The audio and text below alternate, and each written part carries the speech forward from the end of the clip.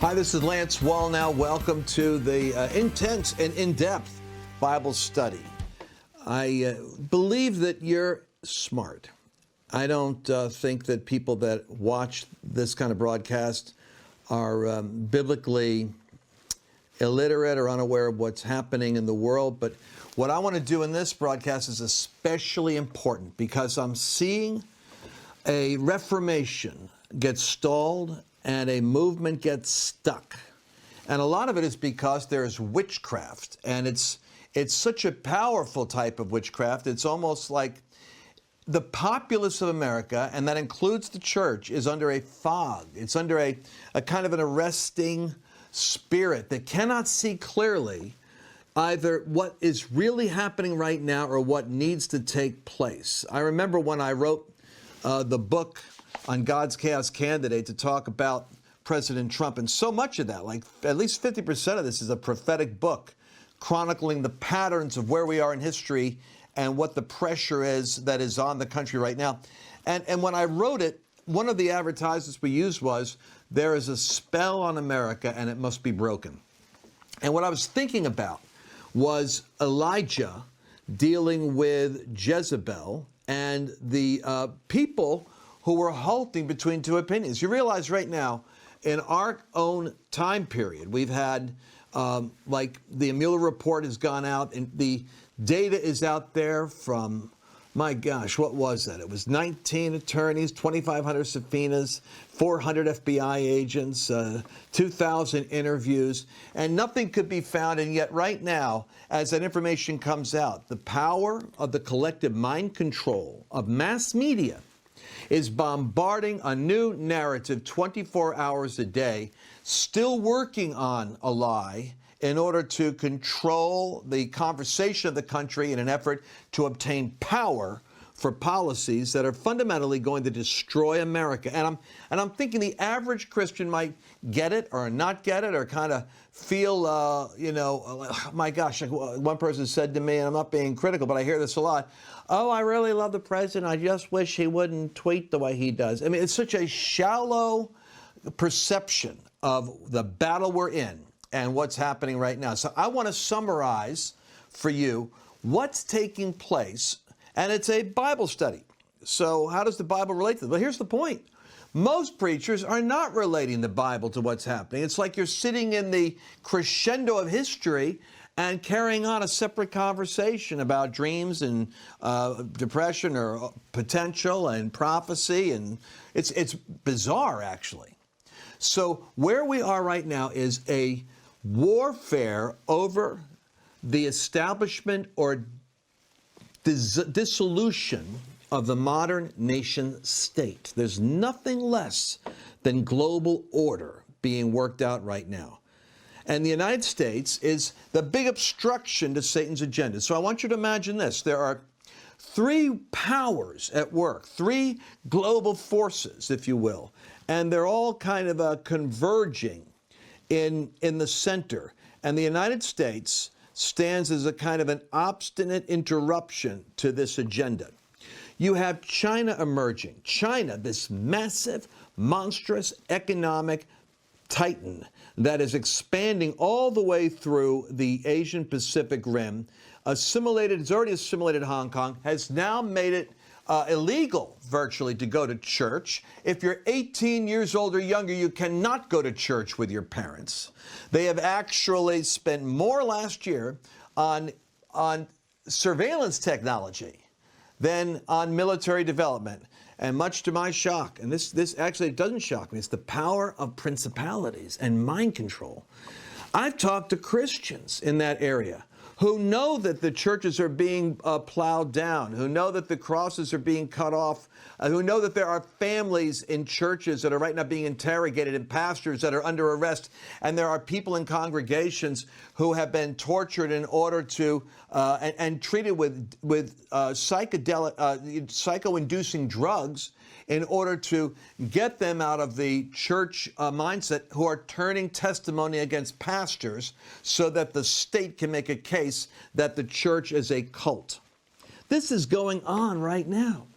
And you don't hear about it. You don't hear about the 200 Christians that are gunned down in Nigeria that were hacked to death and were burned alive because they're Christians, and it was actually Muslim political motivated terrorism. But you didn't hear that, but you were hearing about the incident in New Zealand.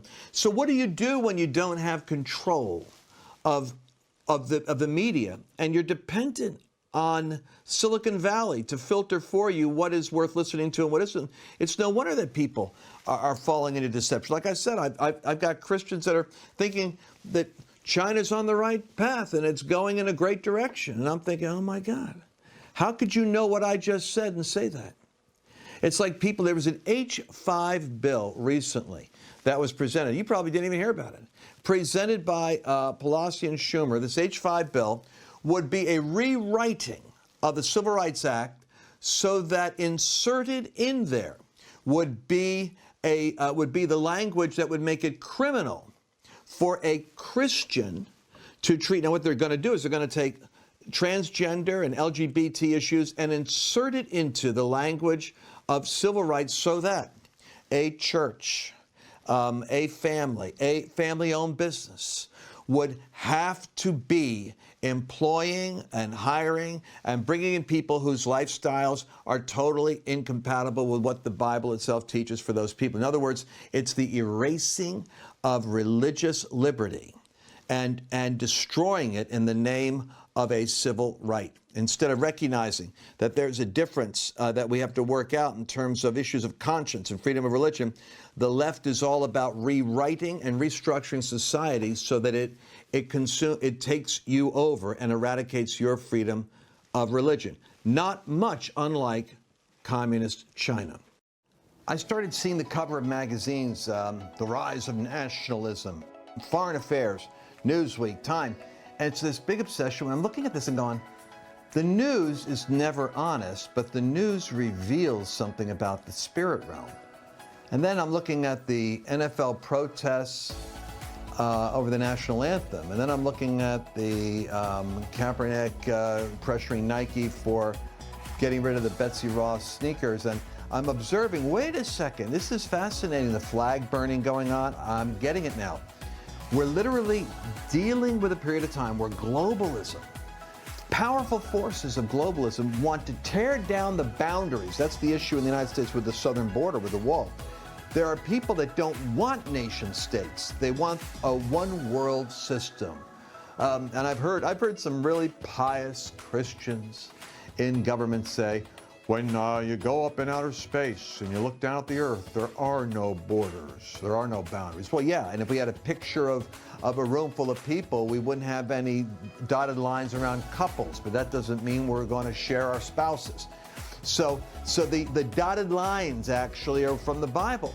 It says that God gave nations a period of time and boundaries or borders, if haply they might seek after God. So we have a series now on the rise and fall of nations, what's happening in the nations, what's really going on with the battle over flags and patriotism.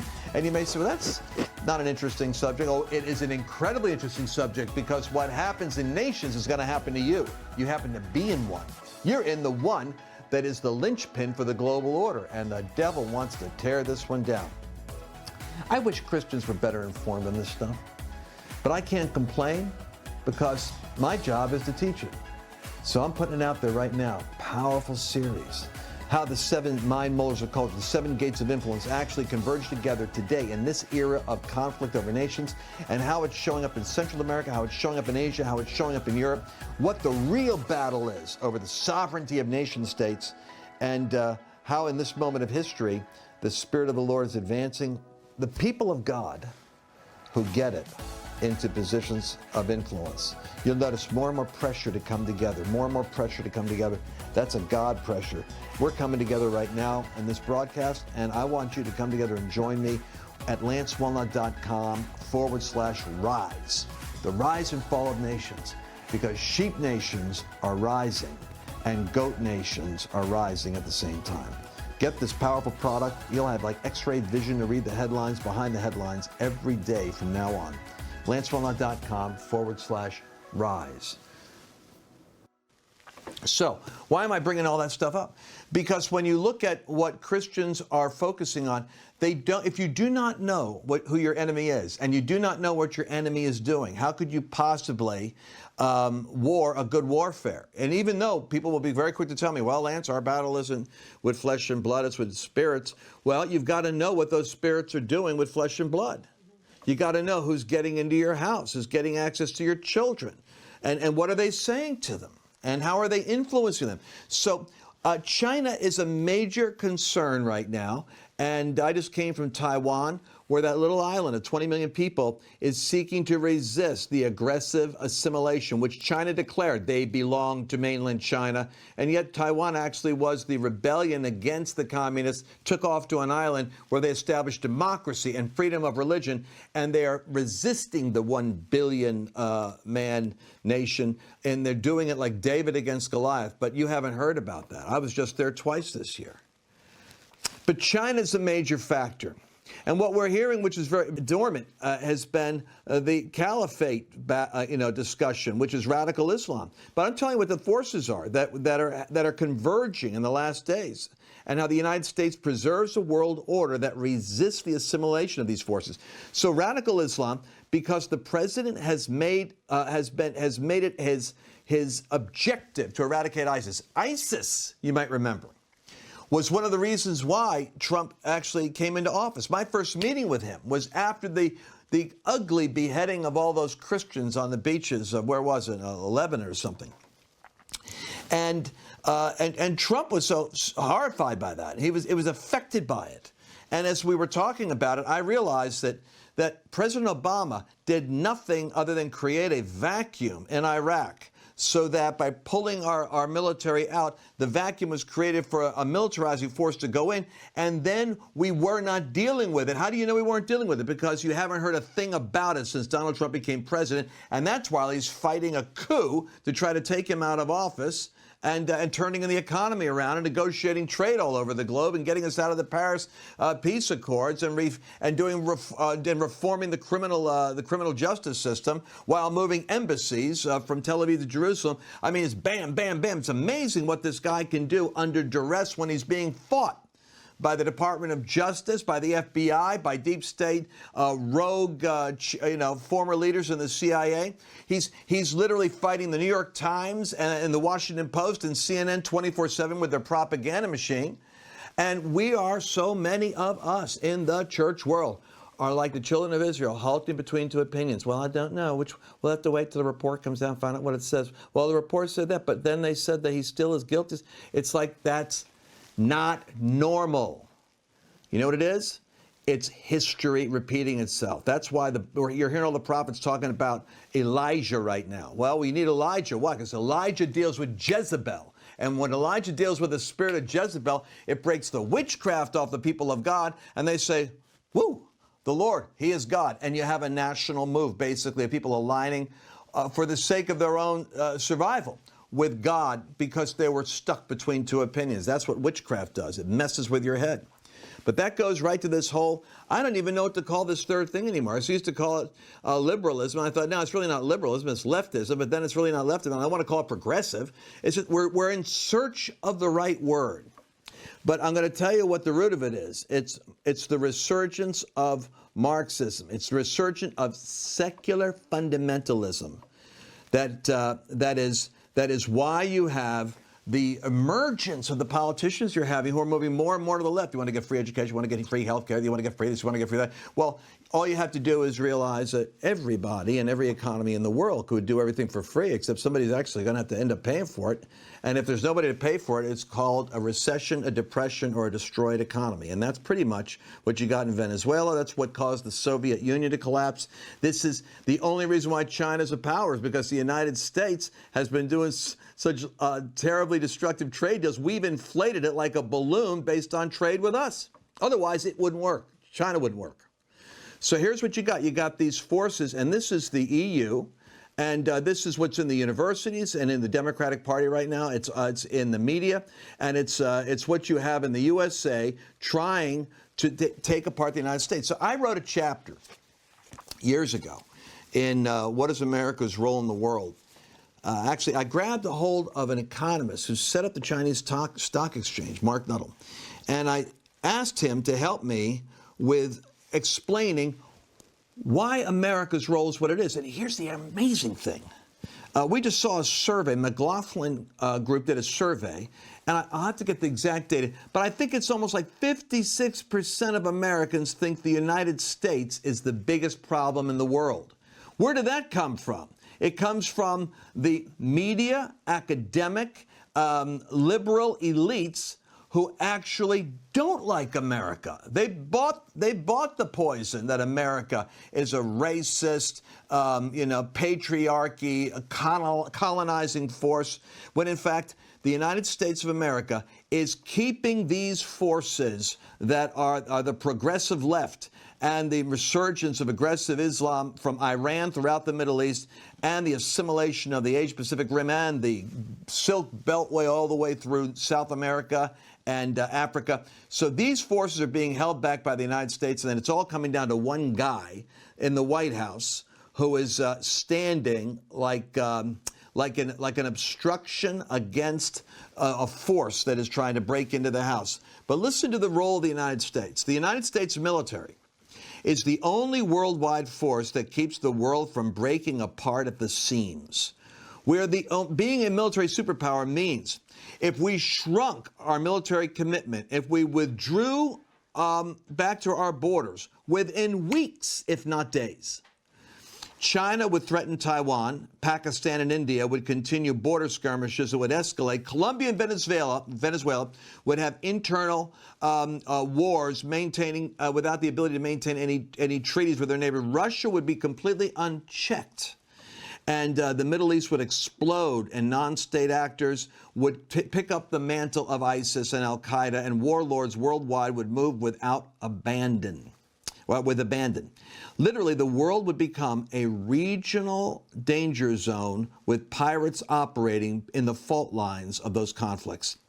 For commerce to continue worldwide, the sea lanes have to remain open, particularly narrow lanes like the Straits of Hormuz. It may be possible to coordinate the British Navy with other local authorities, but such an organization does not exist. Only the United States has the capacity to maintain global trade, sea lanes, and the rule of law, because our military keeps rogue actors in check. In terms of economics, the country right here is the economic engine room for the world. Contrary to what the socialists want to do to brick it, all the goods and services of the world come down to 50% of America keeping the engine moving. If our markets were to decline, the world would get triggered into a depression. Further, we're the only truly free enterprise system in the world. We're less regulated and less restricted than any other country. The reason that Japan is able to pay its government bills with very little growth internally is because Toyota can come to the United States and manufacture cars and sell them worldwide and pay some taxes back to Japan. Germany, Britain, France, Italy all sell their high-end goods in the United States and creating jobs for those economies, creating jobs to the point where our infrastructure and our manufacturing was gutted. And as a result, the opioid crisis isn't a drug crisis. It's an economic crisis because we moved all our jobs out of the industrial areas, and in the vacuum, there is no employment, there's no meaning, there's no purpose. And we watch what happens to men when they have no reason to live and no self-respect. They become addicts, and the suicide rate increases. In terms of finances, the United States is the world's largest banking system. Other countries have banks, but the size and diversity of our banking system is absolutely unparalleled.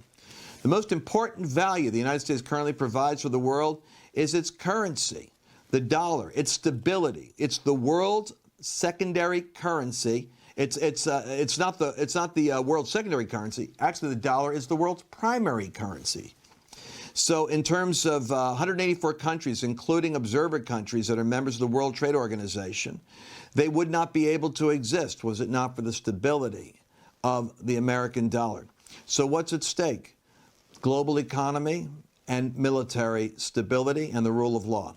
Now, what do you think is going to happen when that restraining force that the United States represents is taken out of the picture?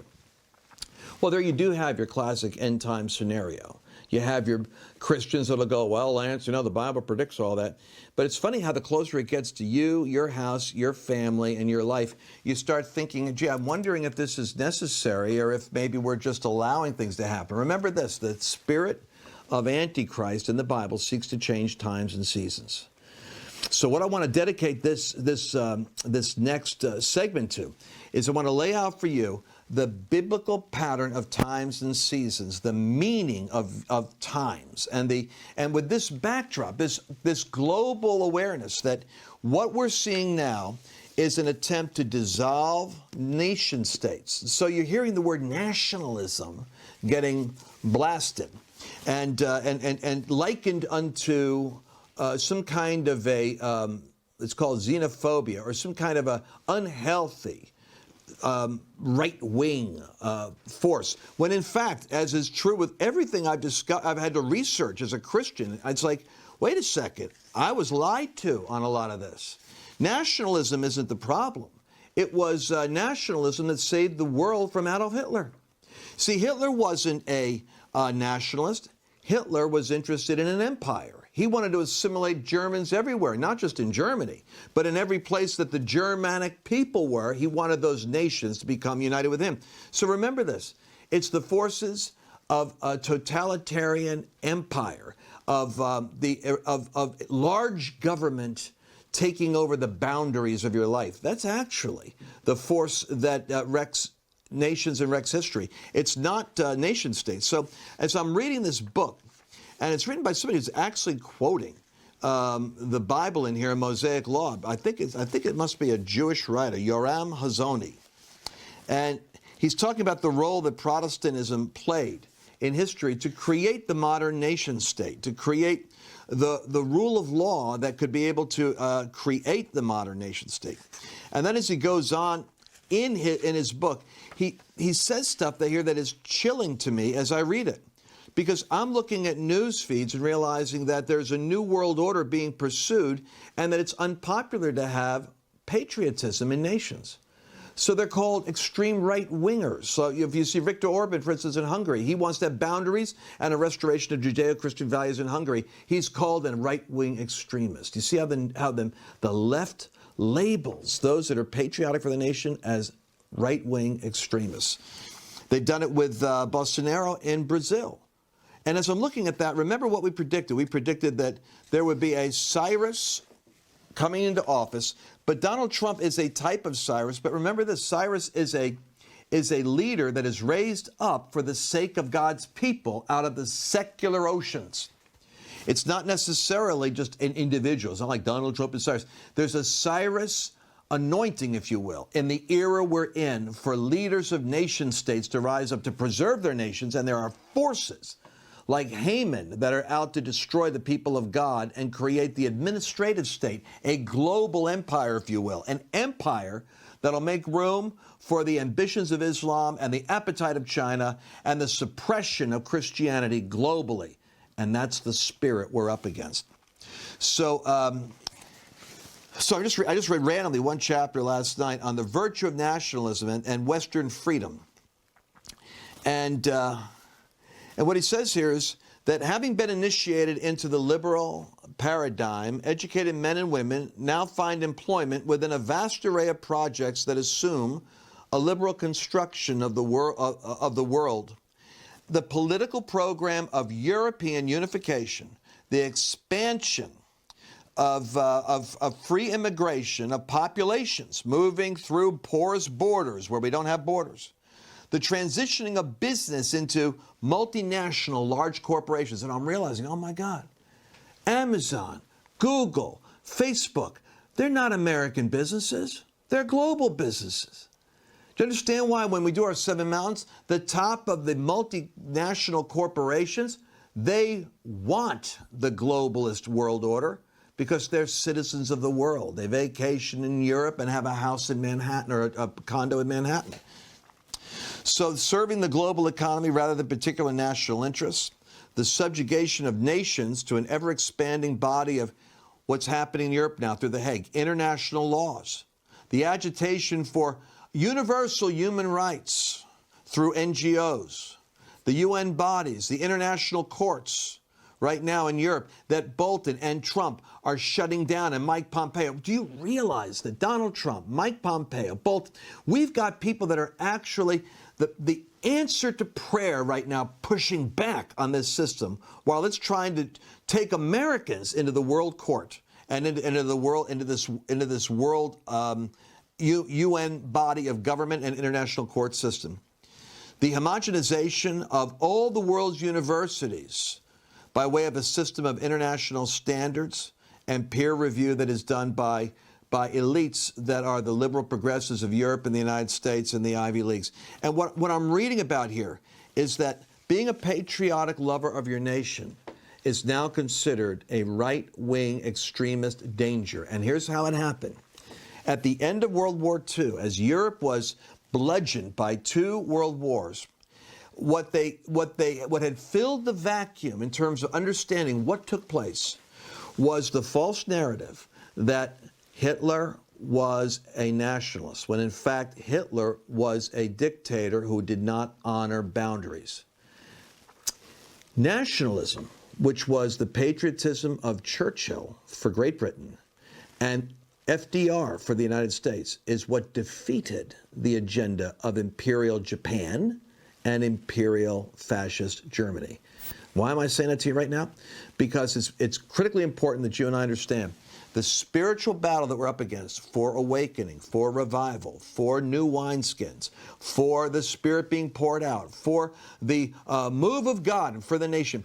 All of that language, which is all pregnant and permeates my part of the world in Christianity, cannot manifest itself if it doesn't understand the puzzle pieces of what we're really up against. Elijah didn't defeat Jezebel because he had a signs and wonders crusade in Tel Aviv or something.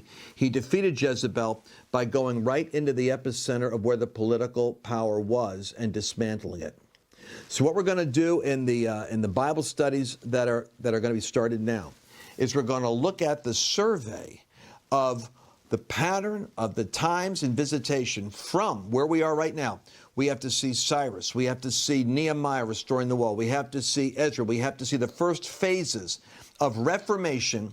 And we have to make a decision where we are in that timeline. Because right now, America's just halting back and forth. And you can almost hear the frustration of some conservative commentators. And I listen to them, and it's like from Mark Levin to Rush. They can hardly believe how reality is constantly being overruled by the mind control narrative of the left. And they see what's at stake. They're coming after Trump, folks. They want him out of office. And lawlessness doesn't respect law, but it does respect the populace, because the populace has muscle. So this broadcast and what follows is a prophetic alarm. If you want to see the new wineskin the prophets are talking about, if you want to hear new wine, it's not coming from some revival somewhere in some far-off place that's going to have people go to it and get changed.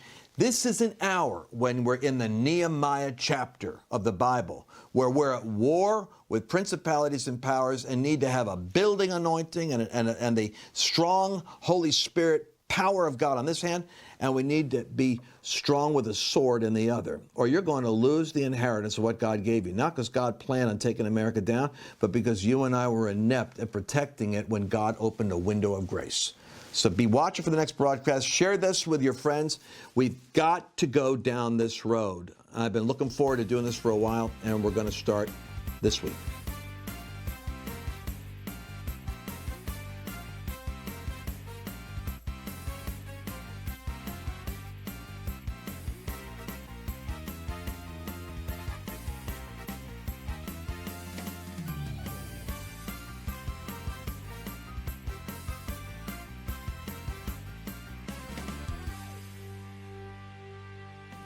Hi, I'm Lance Wallnau, but you already know that.